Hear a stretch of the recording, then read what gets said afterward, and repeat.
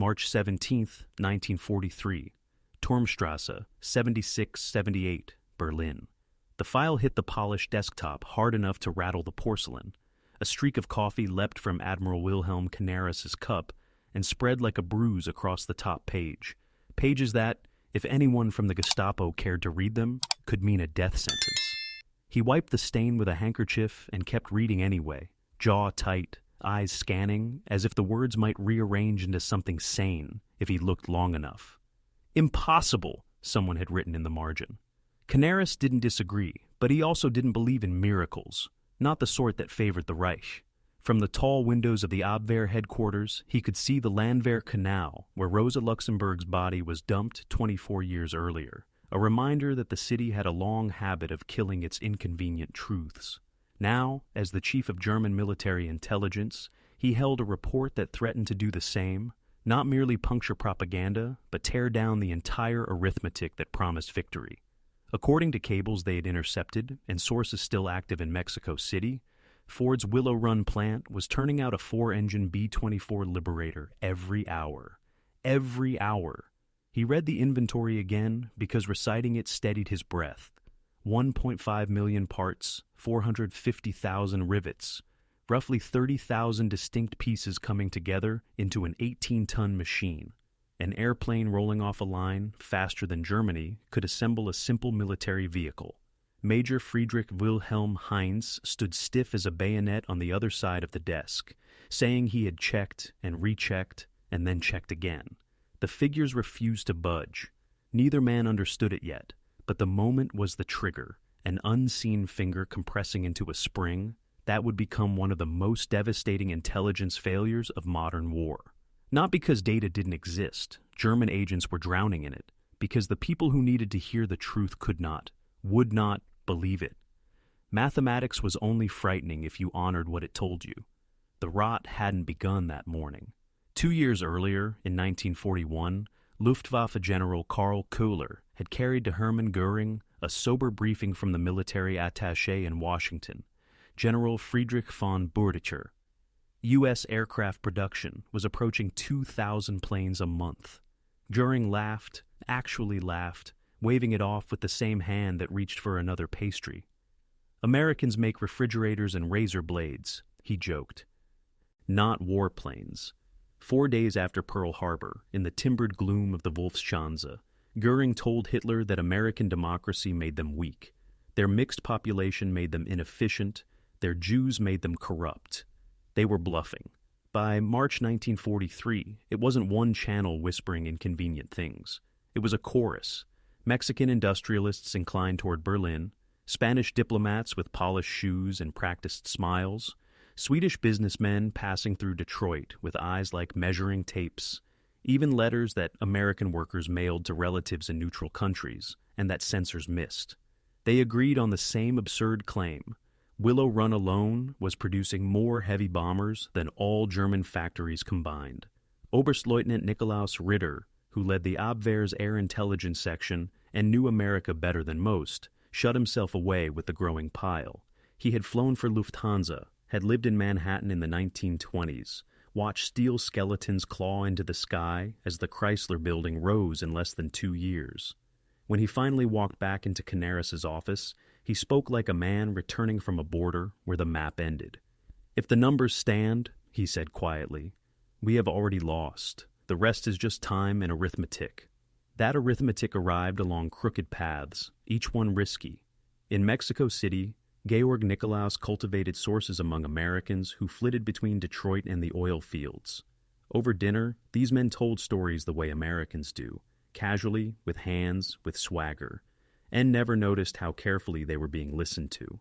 On February 3, 1943, an oil executive named Harold Morrison showed up at the German-Mexican Commerce Association, took a liking to the tequila, and began describing his guided tour of Willow Run. Ford wanted investors and had thrown the doors wide. Morrison didn't realize that the Argentine leather merchant nodding along, one Wolfgang Blau, was memorizing every word. "It's a mile long," Morrison said, sketching with a pencil on a napkin. "The building is so big that sometimes clouds form under the roof. It literally rains inside. 42,000 employees, thousands of women, black women too, building the most complicated machine we've made, 2 bomb bays, 4,000 pounds each, 4 engines at 1,200 horsepower apiece. They don't build them so much as orchestrate them.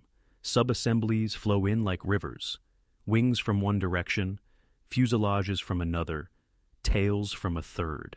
They meet exactly where they're supposed to. Blau, trying to sound unimpressed, asked whether it all broke down under its own complexity. Morrison grinned. Consolidated had laughed at Ford too, he said. You can't build planes like cars. Ford had answered by breaking the bomber into 60,000 operations. Train a worker for one. Repeat it until the hands remember what the head forgets. Mothers who made breakfast yesterday now installed hydraulic lines like they were lacing boots. Training took days, not months. Spain, neutral on paper, pragmatic in practice, delivered the most detailed notes. Colonel José Ungría, the Spanish military attaché in Washington, moved easily through receptions and factory tours, feeding Germany what he learned in exchange for the tungsten that kept Spanish industry breathing. In March 1943, at the Argentine embassy, he found himself beside Charles Sorensen, Ford's production chief and the architect of Willow Run. Sorensen, not thinking he was arming an enemy, spoke with the pride of a man who had turned a sketch into a city. He remembered his first walk through Consolidated San Diego plant in 1940. Bombers sunning outdoors, everyone a little different. 180,000 man-hours per aircraft. We could do better, Sorensen said. That night in his hotel room, he laid out an entire production flow. Aircraft moving past stationary workers, not swarmed by them. He built an apprentice school that trained 8,000 people a week. 40% of the workforce were women, he said, and in intricate tasks, they were better. There were black Americans on precision machines, teenagers routing supplies, people with disabilities doing their part. Democracy, he said, meant using all the hands available. The stories kept colliding and agreeing. Swedish engineer Erik Lundberg marveled at 1,600 purpose-built machine tools and guessed at $200 million sunk into tooling. A coded message from Japanese commander Toshikazu Omi, intercepted by German ears, reported that a single American factory now surpassed the entire Japanese industry's monthly output. By April 1943, the Abwehr had confirmed the Willow Run pace through 17 independent sources. The numbers made the room feel airless. 650 B-24s per month at peak from Willow Run alone, over 1,400 B-24s monthly across America. Canaris wanted ground truth so badly he authorized a mission that still makes intelligence officers wince. Operation Pastorius. Submarines put small teams ashore to sabotage industry. One leader, George John Dasch, had lived in the United States for 20 years before he came back to Germany in 1939. Canaris quietly told him to collect proof before blowing anything up. Photographs, head counts, shipping manifests, something that would force Göring to face facts. Dasch landed at Amagansett, Long Island, just after midnight on June 13, 1942, from U-202. A few days later, tired of the mission and convinced of the country he'd left behind, he surrendered to the FBI. Under interrogation, he shared the part that stunned his captors most. "Berlin doesn't believe your production figures," he said. "They think Willow Run is propaganda." He added a gallows joke. If Ford could build a car a minute before the war, why shouldn't a bomber an hour be possible now? His German handlers called him defeatist for saying so. On April 20th, 1943, Hitler's 54th birthday, Canaris carried his paper fortress to Karen Hall, Göring's Hunt Lodge's palace. He laid out photographs, cables, summaries, manifests, like a card dealer emptying both sleeves. 17 independent confirmations, he said, steady as he could make himself. Willow Run produces a B-24 an hour at peak and has held that rate since January. Göring, bloated and bored, pinched one photograph between his fingers, an assembly line that vanished into its own vanishing point. Wooden props, he snapped, stage sets for American theater, perhaps 50 bombers a month if that. When Canaris produced a rail manifest showing millions of pounds of aluminum headed into the plant, a monthly total that eclipsed Germany's, Göring laughed meanly. Do they refine it from their women? From their Negroes? He didn't bother to hide the contempt. A week later at the Wolfschanze, Canaris stood in front of Hitler with Jodl and Keitel on either side, and Goebbels nearby, like a vulture at a well. He warned what the math would mean if accepted. 1,400 B-24s a month, plus a like number of B-17s, plus fighters, plus British production. Soon the Reich's defenses would drown under a tide of bombers. Hitler waved it away the way he always did, with a story about will and essence. Mass production was for simple goods. A bomber, he insisted, was a craft. We took 6 years to prepare, he said. They cannot achieve in 16 months what required us years. Jodl, who knew how to run a pencil, quietly calculated. Even a quarter of the American claim would be enough to overwhelm them. He didn't finish the sentence before Hitler cut him off. The premise itself was unacceptable. Irony made its own jokes. Canaris actually got his hands on film from inside Willow Run. 5 minutes of unblinking camera along the mile-long line. Wings married to fuselages, fuselages to tails. The silent choreography of torque wrenches and rivet guns. Men and women and every shade of American skin moving with an almost metronomic purpose. In a corner of one frame, a wall clock proved the flow. A plane every hour. Canaris and his deputy, Hans Oster, watched in a locked room and then fed the celluloid to a flame. The footage would never convince anyone who did not want to be convinced, and possessing it would only prove them traitors. Autumn added new proof anyway. In November 1943, a Spanish diplomat delivered aerial photographs. Analysts counted cars and parking lots, 12,003 shifts. They marked 47 completed B-24s at the edge of the airfield. They saw the line through the skylights, aircraft spaced exactly as reported, rail sidings crowded with freight cars. A lead analyst wrote a sentence that should have changed a strategy. Photographic evidence confirms human intelligence. The rate appears accurate. Immediate reassessment recommended. Göring waved it off as model work and trick photography. One man in the inner circle understood, or tried to. Albert Speer, Minister of Armaments, read the American numbers in private and wrote in his diary on May 15, 1943, what he couldn't say aloud. If Willow Run were even half true, Germany was not just headed for defeat, but for annihilation. They produce in a month what we do in a year, he noted. To speak this truth is to sign one's own death warrant. In December 1943, Otto Ohlendorf, an economist who ran the SD's domestic office, submitted a report to Himmler that made the math hurt. Ford's peacetime output in 1941 was 1.1 million vehicles. That muscle had become bombers. By June 1944, he warned, B-24s alone could drop what the Luftwaffe had heaped on London in 1940, every day. On Christmas Eve 1943, another package arrived on Canaris's desk. U.S. production projections for 1944. 18,000 Liberators, 12,000 flying fortresses, 1,000 B-29s, 40,000 fighters, 86,000 aircraft in total. Hitler's answer was contempt turned into policy. The Americans were claiming they would build more in a single year than the world had produced in the history of flight. Absurd, he sniffed. He preferred wonder weapons and speeches.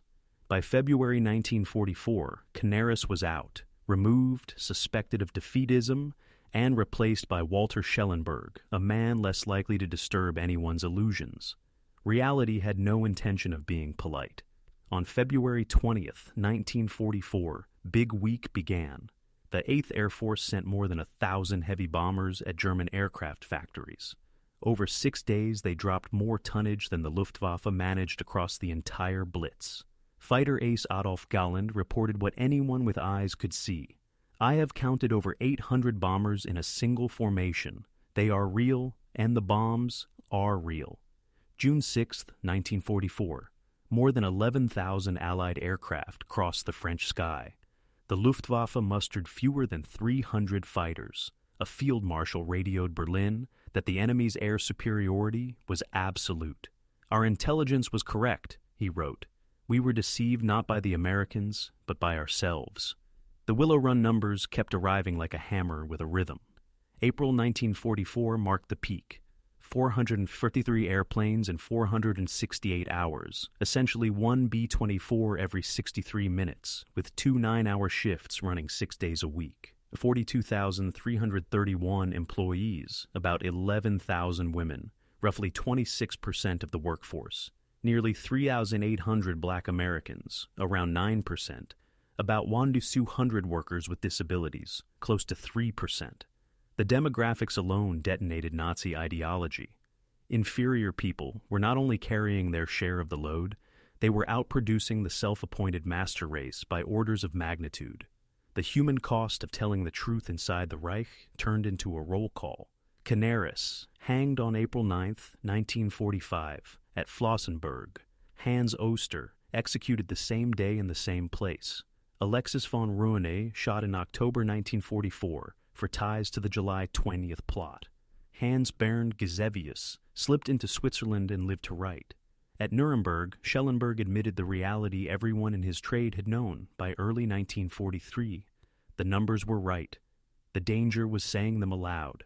After the war, the United States Strategic Bombing Survey laid out the ledger. Willow Run produced 8,685 B-24s between 1942 and 1945. Peak monthly output reached 650 aircraft. The 1-per-hour pace was not a stunt, but a routine.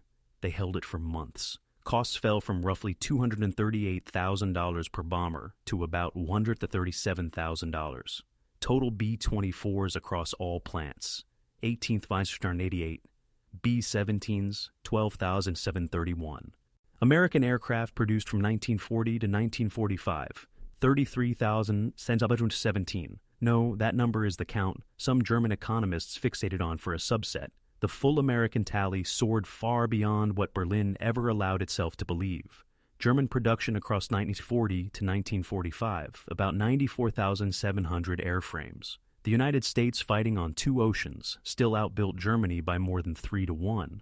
Someone asked Speer, in the antiseptic light of post-war interrogation, why the Third Reich hadn't believed. He answered with the one insight that rings across decades. To accept that Ford could make a bomber each hour was to accept that their entire worldview was wrong, that democracy did not weaken but concentrated strength, that mixing people did not dilute ability but compounded it, that women could do so-called men's work, that a war launched on myths could not be won against math. On the line at Willow Run, a woman named Rose Monroe, later celebrated as one inspiration for Rosie the Riveter, held a rivet gun and fed the hour hand. She and thousands like her had never set foot on an industrial floor before Pearl Harbor. "We knew it mattered," she said in 1984. Every rivet helped end the war. Sometimes we worked double shifts, slept in the parking lot. Our brothers, our husbands, our sweethearts were flying those planes. While German intelligence argued with itself, a parking lot full of lunch pails kept time. The consequences of refusing the obvious rolled downhill through every decision.